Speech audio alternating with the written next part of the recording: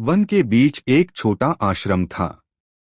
वहां एक साधक तपस्या कर रहा था। उसकी आंखों में गहरी शांति और मुख पर दिव्यता झलकती थी। वह कई वर्षों से भगवान के ध्यान में लीन था। एक दिन संयोग से एक स्त्री उस आश्रम के समीप पहुंची। उसकी सुंदरता और मधुर वाणी से ऐसा लगता था मानो वसंत ऋतु स्वयं रूप धरकर खड़ी हो। वह साधक को देखकर बोली। स्त्री कोमल स्वर में, हे साधु, क्या तुम सदा इसी एकांत में रहते हो? संसार में इतने रस, इतने संबंध और इतने आकर्षण हैं, फिर तुम क्यों दूर रहते हो? यदि तुम चाहो तो मेरे साथ चलो, मैं तुम्हें सुख और संग का अनुभव करा सकती हूँ। साधक ने उसकी ओर गहरी दृष्टि डाली। उसकी आंखों में करुणा थी, पर मोह का लेश मात्र भी नहीं।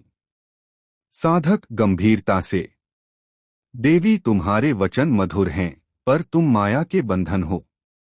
तुम्हारा आकर्षण संसार को खींच सकता है, किंतु मैं उस मोहजाल का पथिक नहीं।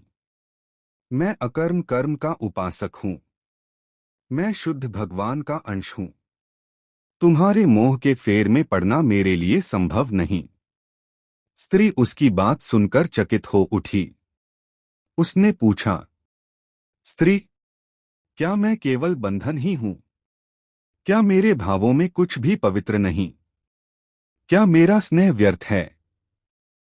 साधक ने शांत मुस्कान के साथ उत्तर दिया। साधक, स्नेह पवित्र होता है, पर जब उस पर मोह का आवरण चढ़ जाता है तो वह बंधन बन जाता है। तुम्हारे भावों में करुणा हो सकती है, प्रेम भी हो सकता है, परंतु जब उसमें स्वार्थ और मोह मिल जाते हैं, तब वह आत्मा को बांध देता है।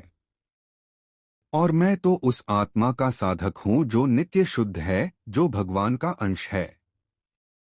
मैं उस सत्य की खोज में हूँ जहाँ कोई बंधन नहीं, केवल मुक्ति और प्रकाश है। स्त्री की आंखें भर आईं। उसने धीरे से कहा, स्त्री, तुम्हारी वाणी ने मुझे एक दर्पण दिखा दिया। मैं सचमुच मोह में उलझी हुई थी। अब मैं समझती हूँ कि सच्चा प्रेम वही है जो आत्मा को स्वतंत्र करे, बांधे नहीं। साधक ने आशीर्वाद दिया।